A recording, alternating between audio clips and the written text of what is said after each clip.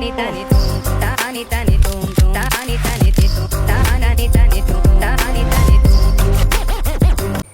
Free media Kerala. ഞാൻ നിങ്ങളുടെ സ്വന്തം അമർജിത്ത് ഇക്ബാൽ. അപ്പോൾ കൂട്ടുകാർ, ഇന്ന് നമ്മൾ റിവ്യൂ ചെയ്യുന്ന ഏറ്റവും പുതിയ മൂവി ബെത്ലഹേമിലെ കുടുംബ യൂണിറ്റ്.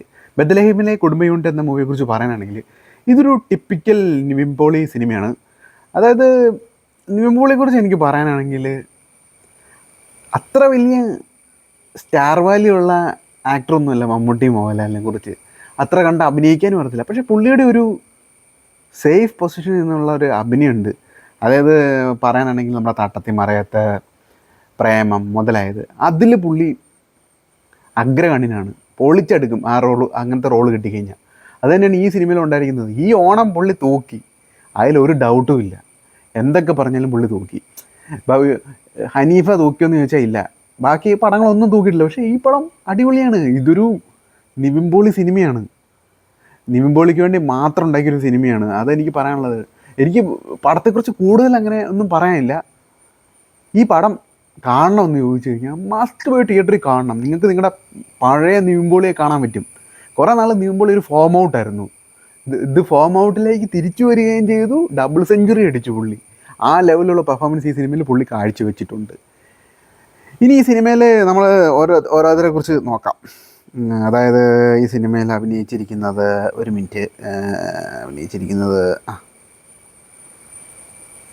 മമത ബൈജു കുഴപ്പമില്ലായിരുന്നു. വിനയ് ഫോർട്ട് കുഴപ്പമില്ലായിരുന്നു. ഇതൊരു ടിപ്പിക്കല പ്രേമലിലുള്ള എല്ലാ ആൾക്കാരും ഈ സിനിമയിലും ഉണ്ട്, ഏകദേശമൊക്കെ ഉണ്ട്. അപ്പം എനിക്ക് അങ്ങനെ കാസ്റ്റിംഗ് വലിയ മോശമായിട്ടൊന്നും തോന്നിയില്ല. അത്യാവശ്യം കുഴപ്പമില്ലാത്ത കാസ്റ്റിംഗ് തന്നെയായിരുന്നു. അതായത് നമ്മുടെ ഗിരീഷ് ഷെഡിയാണ് ഈ സിനിമ ഡയറക്റ്റ് ചെയ്തിരിക്കുന്നത്.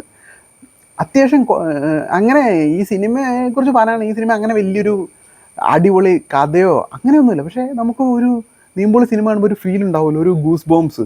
അത് ഈ സിനിമയിൽ കൊണ്ടുവരാൻ സംവിധാനം സാധിച്ചിട്ടുണ്ട്. പിന്നെ നിവിൻ സിനിമയിൽ നമ്മൾ പ്രതീക്ഷിക്കുന്ന ഒരു സാധനം ഉണ്ടാവുമല്ലോ, അതും ഈ സിനിമയിൽ കൊണ്ടുവന്നിട്ടുണ്ട്. അതാണ് ഈ സിനിമയുടെ ഏറ്റവും വലിയൊരു പ്രത്യേകമായിട്ട് എനിക്ക് തോന്നുന്നത്.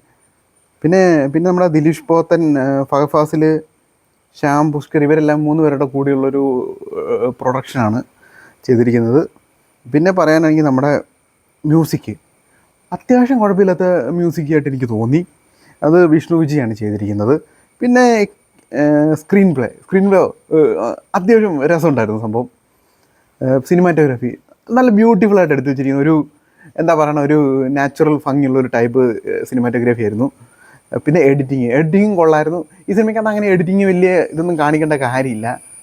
നിവിൻ പോളിക്കൊരു ഓറയുണ്ട്. അതായത് മമ്മൂട്ടി മോഹൻലാൽ പോലെയൊന്നുമല്ല, നിവിൻ പോളിയുടെ ഒരു ഓറയുണ്ട്. ഒരു ജനപ്രിയ നായകൻ്റെ ഓറ. അത് ഈ സിനിമയ്ക്കകത്ത് തിരിച്ചു കൊണ്ടുവരാൻ സാധിച്ചിട്ടുണ്ട്.